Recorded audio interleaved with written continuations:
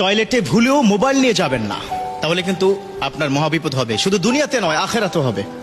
টয়লেটে ভুলেও মোবাইল নিয়ে প্রবেশ করবেন না।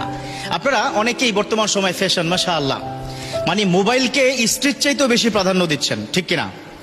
বিশেষ করে ইয়াং জেনারেশন, প্রয়োজনে জীবন দিয়ে ফেলবো কিন্তু মোবাইল লাগবে আমার, আছে না নাই? সমাজে প্রবলেমটা কিন্তু আছে।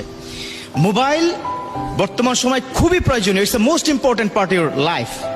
It's the most important device. আপনি ইউটিলাইজ করবেন, নো প্রবলেম, এটা নিয়ে I have no objection about this matter. But objection হচ্ছে এই মোবাইল ইউজ করার ক্ষেত্রে, কখন, কোথায়, কিভাবে আমরা ইউজ করব। বর্তমান সময় যুব সমাজ নষ্ট হচ্ছে একটা বড় জায়গায়, সেটা হচ্ছে মোবাইল ব্যবহারে, ঠিক কিনা? কথা তিক্ত বাট কথা বাস্তব। এখানে ইয়াং তোমরা কি যারা আছো যে মুচকি মুচকি হাসতেছে, হাসলে কাজ হবে না।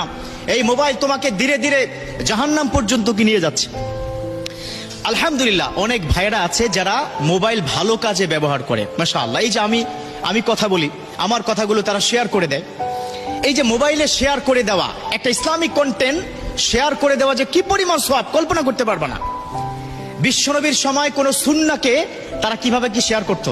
শেয়ার শব্দটা তো শিখছি মাত্র 15 বছর, তাই না? আরো কম, 10 বছরও হয়নি। শেয়ার, ভিডিও শেয়ার করা, হ্যাঁ, কন্টেন্ট শেয়ার করা। কিন্তু 1500 বছর পূর্বে বিশ্বনবীর সময় কিন্তু শেয়ার সিস্টেম ছিল। একজন সাহাবা যখনই শুনেছে বিশ্বনবী কোন একটা আমল দিয়েছে, সাথে সাথে অন্য সাহাবার কাছে শেয়ার করতেন, ঠিক কিনা? হাদিসে আছে না? আর এখন তোমরা, আমি যেটা অনুরোধ করব, মাঝে মধ্যে এই কথা কি বলে থাকি যে কোনো ভালো একটা ইসলামিক কথা তোমার যদি পছন্দ হয়, সাথে সাথে শেয়ার করবা। কি কারণে? একটা মৌলিক কারণ, তোমার একটা শেয়ারের কারণে যদি 500 লোক ওই আমলটা করে, সমপরিমাণ আমল তোমার আমল নামে আল্লাহ পাক দিয়ে দিবে, সুবহানাল্লাহ। অতএব শেয়ার করবা। তো মোবাইল ভালো কাজেও ব্যবহার করা যায়। অনেক বন্ধুরা আছে যারা মোবাইলে প্রত্যেকদিন সকালবেলা কোরআন তেলাওয়াত শুনে। অনেকে আমাকে ফোনে বলে, হুজুর যদি কোরআন তেলাওয়াত দেখে পড়ি কি মোবাইলে সওয়াব হবে কিনা?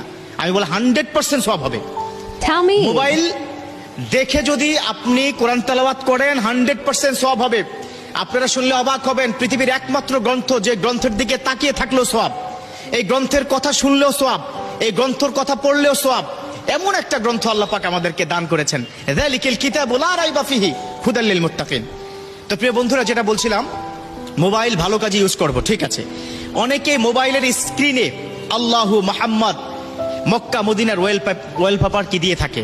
তো আমার যে আজকের বিষয়টা হচ্ছে, যখনই তোমরা ওয়াশরুমে যাবে, ওই মোবাইল নিয়ে যদি প্রবেশ করো, কি কি সমস্যা হতে পারে। 1 নম্বর, মোবাইলের মধ্যে ওয়ালপেপার, সেখানে আল্লাহু মুহাম্মদ মক্কা মদিনার ছবি যদি থাকে, এটা অপবিত্র একটা জায়গায় প্রবেশ করলে তোমার মারাত্মক লেভেলের কি গুনাহ হবে, বেয়াদবি হবে। কাবাঘরের সাথে